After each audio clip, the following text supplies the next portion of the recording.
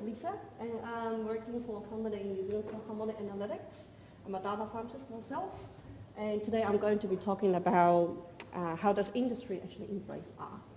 And the harmonic journey of 14 years with R and my observations. Okay, so just a quick intro of what Harmonic does. So it's a data science company. It starts at 2003. This is a picture of our team members. We have a really young team. 22 staff, 19 of them are data scientists. Not all of them are in this picture, by the way. I did a quick count of the average age, so that's about 24.7 years old. So it's pretty young. It just says how young the data science discipline is. Okay. This team here has data scientists, so statistics, operations research, engineers, software developers, and we have R users, Python users, so all a blended team. We have two offices, Wellington and Auckland. I'm Auckland based. Some of our colleagues are Wellington based, but we do have engagements with Australian companies here as well. Quite active across 8 different sectors. I'm going to show you some of them in the next slides. Another thing that I should mention is we have a really strong connection with the universities, particularly in University of Auckland. So I'm coming from University of Auckland. All my trainings are down there. I'm good friends with the academics over there, and it happens to be Ross is still there. So I'm really grateful. They can always ask Ross for any issues. Okay. So just a quick slide on what sectors that we are currently working in. So we are quite strong in asset-related sectors. So for example, utilities and local government. So we work with the engineers on their pipe, roads, maintenance, these kind of asset-heavy sectors. We also work with telecommunications, transportation, energy. Energy is quite a big one. So it's a sector with a lot of data sets, a large amount of data sets with a lot of information to it. It has a lot of cool analytics opportunities over there. Aviation, that's also a sector where we are quite strong in terms of optimization. So we help some of our aviation clients to do the roster optimization for the tower controls and flight controls. So that's actually quite interesting. Banking is also an interesting one because banking is typically a sector with a heavy SaaS users coming to it. But now they are more into using R, and I will explain some of my observations over there. Okay. So that's a quick introduction. Now in terms of my journey, Harmonic's journey, we have been using R for 14 years. So where do we start? We started in 2003 working with Telecom New Zealand back then. We were actually using R 1.2.2, version 1.2.2 back then. We only used 3 packages, base, util, and I forgot the other one. So that was a really early stage of how we start using R. Okay. We developed this model which we maintained for about over 11 years on a monthly basis for them to estimate a piece of, expiry profile for one of their key assets. And they finally, the initial expiry date was in 2005, and it got extended to 2008, 13, 20, and we are still using it, which is great. And later on, we developed to other sectors. So Fonterra, which is our biggest agricultural, dairy companies in New Zealand. Transpower, that's the TNSPs in New Zealand. So that's the only one, in New Zealand that does the high voltage transmission. And I think at 2011, that's probably when I see the boom in using R, and that's probably because of the 2 projects that we kick off. So one with Oracle, where they actually start using the big data platform. They developed the big data platform and adapted onto it. And then another one is actually from Ministry of Business Innovation and Employment. I'm not sure whether you can see the logo or not. So MB from New Zealand, that's a central government organization which they shift their complete focus from SaaS to R. And they built a data science team using R. And it's an amazing story where when they started, they only take about 2 core data scientists who are really fund into R, sort of really strong in R, and build an entire team out of that 2 data scientists. And over the course of about maybe 18 months to 2 years, they built up to about 15 data scientists in that team, and none of them left the team. They all love it. So that's a great story there. So from 2011, we see a great growth in using R. So we get involved with more, R training. We co-funded our Auckland user group, Wellington R users group.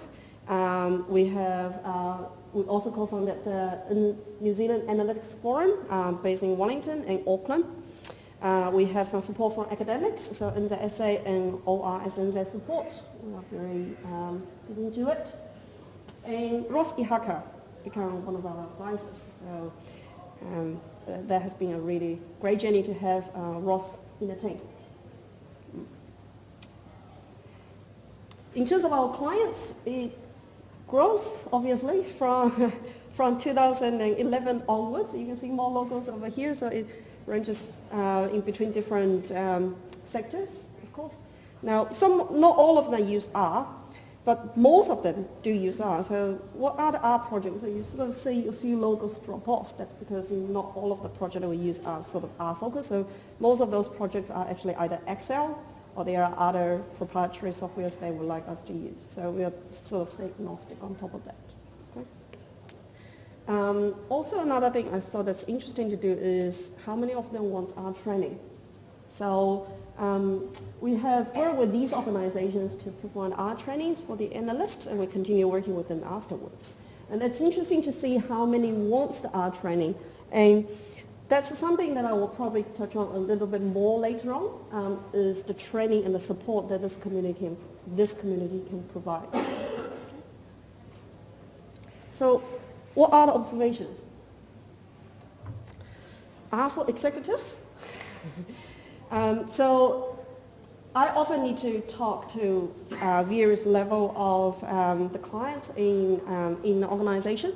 So I'll start from R for executives, and I can tell the first thing they like about R, they all like about R, by the way. The first thing they like about R is they are free. So the first meeting when I were talking with one of the executives, and says, R is an open source, this great tool with, I think 5,000 packages back then. That was a while ago, by the way. And then he says, okay, so what does it mean it's open source? I said, well, it's free. I can just see their lights go, wow, this is free. So this is really good. The second thing they like about R, it's about problem solving. So these executives, they have a lot of burning issues in their minds. So for example, with the telecom or Spark New Zealand nowadays, they have this burning issue with this piece of asset, really expensive, really valuable actually, but they don't know when it's going to end or when they are going to fail entirely. So entire network is going to fail. So they can't sleep at night. So they need something fast. Okay? So they have a whole bunch of engineers and planners and solution architects trying to work out, or make a guess really, educate a guess, in terms of how long this piece of equipment can last. We come along and say, okay, how about we take a few data sets from you guys and we can do some models. So we solve that problem in 2 months instead of years. Okay? So they really see the value in terms of how good R can be used in terms of getting the problem solving going. Efficiency. So nowadays I think what executives want quick prototypes of the model and probably productionize it in a commercial environment. Okay, so in the earlier days, I can show you one of the examples here, but this is one of the favorite code from one of the line of code from one of the executives that I talked with, and that was because at one of the mornings when he need to actually present one of the insights that I gave it to him a week ago to his board members, the board, he texted me and said, okay, well, I know you've done some great dashboard that's called RShiny, and that's really early days of RShiny, by the way. How easy it is for you to get it onto my laptop so I can show it to my board member. The board meeting is actually at 9 o'clock. He texts me at 8. I was thinking, really? Okay, so I said, okay, so do you have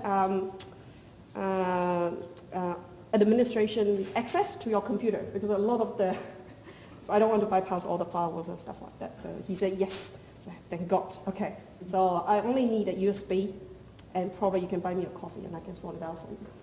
So I brought all my code in a USB, including R. And that's actually R 2.8, 2.9 maybe 2.10, I can't remember, one of those versions, very earlier versions. And brought it with a USB, install R, install all the packages, install early version of Shiny. I remember to install the Shinies. And then I just run this line of code. And I remember I told him, make sure you just run these 2 lines of code and you'll be fine. And I tested on his computer and said, wow, that works. Okay, I'm going to go into the board meeting. And then after 9 o'clock, I didn't get any phone calls at 9 o'clock, which is great. And then after the meeting, he said, that works great. And then he said something, he said, it's actually quite easy, isn't it? And then, yeah, it's actually not too bad. So the only thing for the executives is you actually need to make easy for them, make things easy for them. There are a lot of code that we've written, for the UIs and server, we need to hide those things away for the executives. Okay. For managers, and I'm talking about managers in terms of those people who actually manage the data scientists or analysts, but also reporting to those senior execs. So what are they looking for? Team building. So now I really see a shift, of using R to create a data science culture or practice in their organization. So if they're in a banking, for example, if they're using SAS or really funding to SAS or Excel or SPSS or these, proprietary softwares, if they have a problem, what do? They call support center. They call up, SAS support. Okay, someone is going to deal with that ticket. Someone's going to deal with that problem. But with R, what they want to do is they want to build a team themselves. Okay, so then we want to try to solve the problem within that. And the managers like the functionality that R provides. So there are about more than 10,000 packages out there nowadays. I believe it's more. Yeah. And they love that. So that means the team can play around with it. Okay. Internal development. So I know there are a lot of packages out there in GitHub, in Crane. In a lot of the organizations that I work with, they start to build their internal packages, internal softwares, internal solutions using R. Okay, these things may not be able to release, get onto Crane or whatever because of the data privacy issues and things like that. But there are internal developments going on. Okay, just give you an example. This is actually a GitLab code, GitHub code that I teach to one of my clients who is a manager. And he doesn't know anything about Git, by the way. And it gave me a great time teaching him trying to use Git. He likes this piece of code only because he can see what his team members are working on. So this piece of code shows who is doing what, who does the commit, who does anything in that Git repository, basically. So with a team of 6 data scientists, at a glance he knows who has done what in the last day, in the last 2 days. For data scientists, we all love it, right? RStudio, great IDE. All data scientists that I work with all typically use RStudio. Functionalities like Git, commits and things like that, they just make their life much easier. So great solution. Professional development, so I always find for data scientists that it stimulates their passions for learning more, constantly learning more. And the very fact that everybody here today at this great conference actually just shows that. Okay, everybody wants to learn something out of this. It also enables big data. So like the earlier talks probably have already mentioned, it is sort of like a go-to language now for a lot of the data scientists. Okay, so this is just a code snippet into doing Spark, Sparkly R.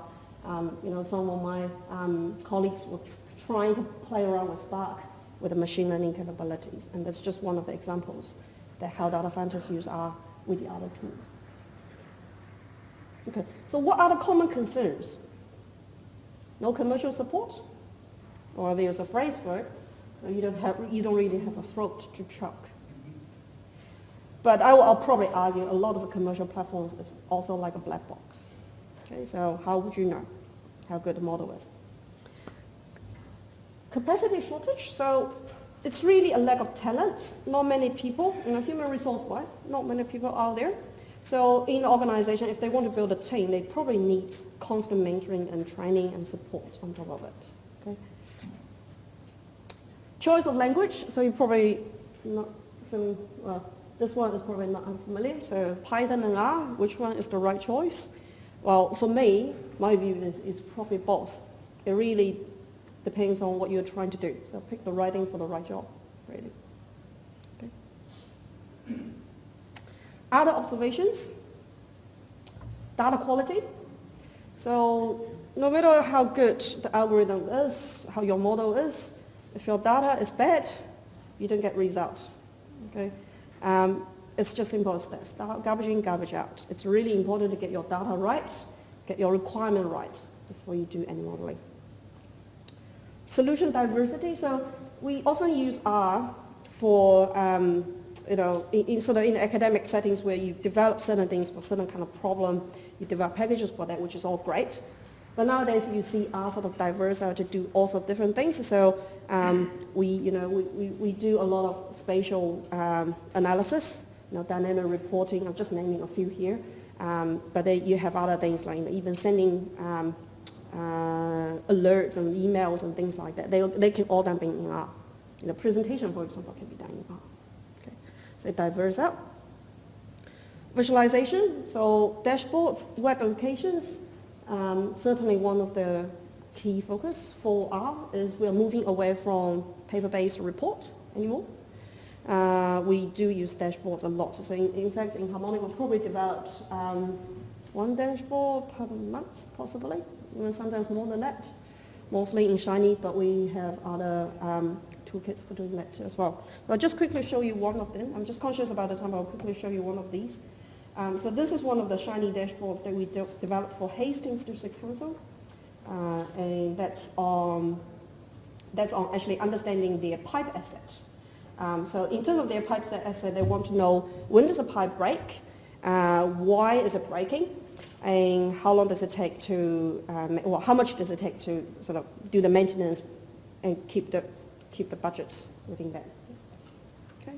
So what we do is we have all these metrics talking about, what's the probability of failure. There is a survival model behind it. You can set the scenario and check different parameter settings. Okay, and then you can compare the two different models as well. You can drag and drop. If you have two different scenarios, this one might take a little bit of time to load actually. But let me show you the distribution plot. So,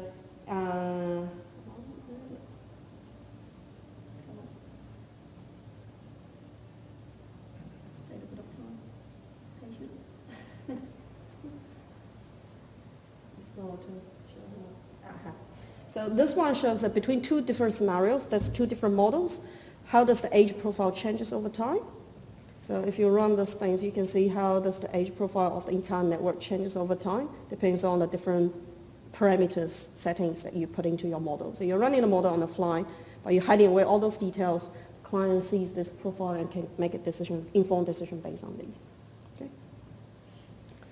So quickly coming back to other ones. So what I've just covered, just to wrap up, so I certainly see a really rapid growth in using R throughout my, the Harmonic's 14-year journey. Pros and cons, so in all different levels, they all love R, basically. So it's all coming from, senior execs, managers, and data scientists. There are some common concerns, which I think the community is addressing those very well these days. So that's becoming less of a concern, really. Opportunities. So where I do see the opportunity is probably for providing more trainings and support for the industry.